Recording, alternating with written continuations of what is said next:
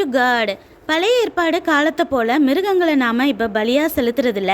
அதுக்கு பதிலாக தேவன் நம்மக்கிட்ட என்ன பலிகளை எதிர்பார்க்குறான்னு பார்க்கலாம்.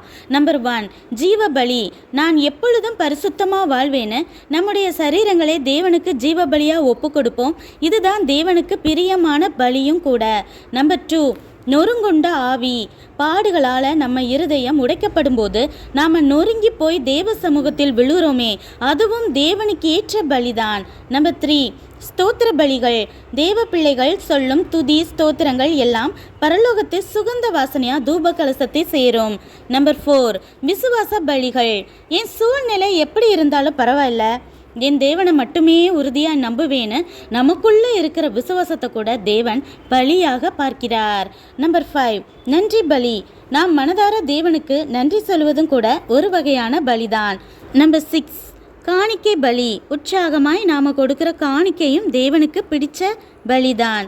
நம்பர் 7, தான தர்ம பலி. நம்மால் முடிந்த அளவுக்கு தான தர்மம் நன்மைகளை செய்வது கூட தேவனுக்கு பிரியமான பலிதான். நன்றி.